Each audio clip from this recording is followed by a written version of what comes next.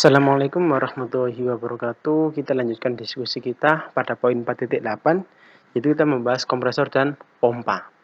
Sebenarnya kompresor dan pompa itu mempunyai fungsi yang sama, yaitu meningkatkan tekanan pada fluida kerja. Namun yang membedakan dari kedua komponen ini adalah jenis fluida kerjanya. Kompresor itu adalah fluida kerjanya gas, sedangkan pompa fluida kerjanya adalah cair atau liquid. Ini ada beberapa jenis kompresor atau pompa. Ada jenis reciprocating atau kita sebut sebagai susunan torak silinder. Kemudian adalah jenis axial flow. Jadi aliran fluidanya itu sejajar dengan porosnya, sumbu porosnya. Ini aliran flow, axial flow.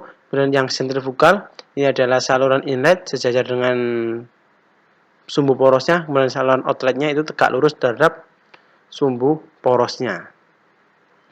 Ada yang selanjutnya ini adalah rod type, atau biasanya jenis-jenis seperti ini tuh mereka masuk dalam kategori blower karena memang tekanannya tidak terlalu tinggi. Delta P-nya antara inlet dan outlet tidak terlalu tinggi. Kemudian untuk analisanya secara konservasi energi,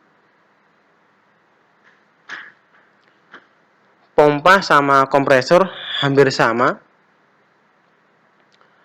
Dari persamaan energi di mana 0 sama dengan QCV min W dot CV ditambah M dot H1 min H2. Sebenarnya ada energi kinetik dan energi potensial, tapi mungkin karena diabaikan sehingga kita bisa mengeliminasinya, energi kinetik dan energi potensialnya. Sebenarnya untuk persamaan energi dasarnya kan ada, cuman karena asumsi energi kinetik dan energi potensial diabaikan, maka kita bisa menghilangkan persamaannya. Nah, ini ada persamaan A.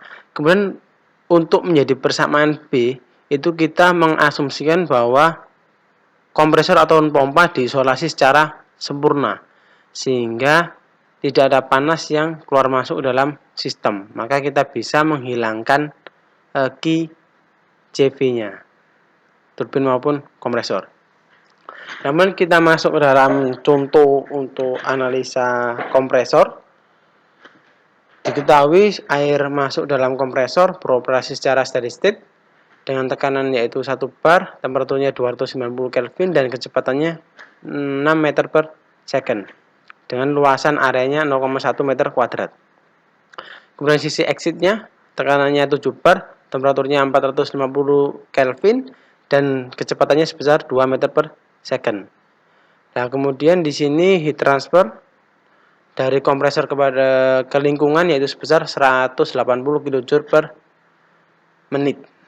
Kemudian ditanya kalkulasikan daya input untuk kompresor.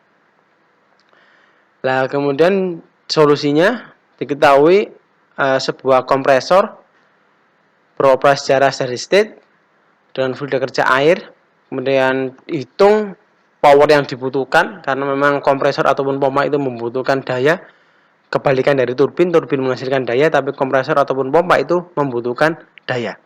Ini adalah skema dan datanya. Ini adalah sisi inlet, ini sisi outletnya. Dan ditanya W.CV-nya, ini sebenarnya harus ada panah yang melewati boundary kondisinya. Ini adalah QCV yang keluar dari kompresor menuju lingkungan sebesar min 180 kJ per menit. Ini sisi outletnya. Kemudian engineering modelnya untuk memudahkan atau menyederhanakan persamaan, kita ketahui yang pertama adalah sistem dianalisa secara kontrol volume dengan asumsi steady state. Kemudian perubahan energi potensial dan energi kinetik itu perubahan energi potensial diabaikan karena di sini kita mendapatkan data kecepatannya. Jadi energi kinetiknya itu harus bisa dihitung. Kemudian fluida kerja dianalisa menggunakan gas ideal. Baik, yang pertama ini adalah persamaan dasar untuk balance energi. Kemudian kita masukkan asumsinya. Untuk asumsi 2 yaitu energi potensial diabaikan, maka G Z1 min Z2 itu kita eliminasi atau sama dengan 0. Sehingga daya kompresor sama dengan Q CV plus M dot H1 min H2 ditambah V1 kuadrat min V2 kuadrat per 2. Nah, kemudian untuk menghitung nilai M dot-nya, ini kita bisa menggunakan M dot sama dengan rho A V atau M dot sama dengan A1 V1 per volume spesifik 1.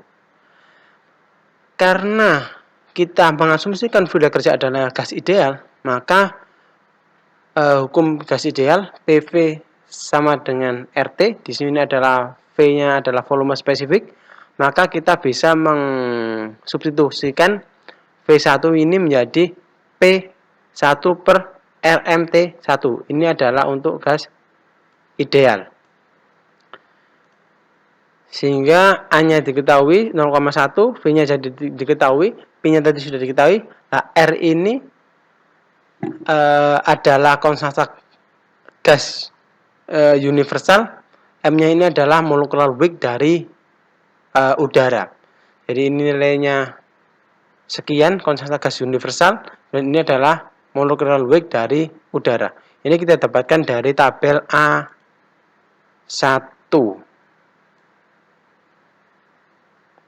Nah, dari tabel A1, udara mempunyai molecular weight sebesar 28,97 kg per kilomol. Nah, kemudian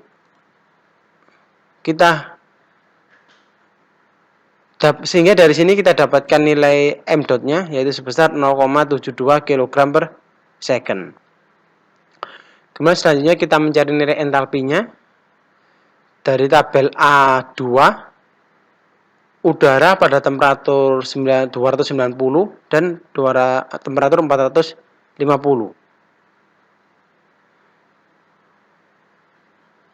Tabel A22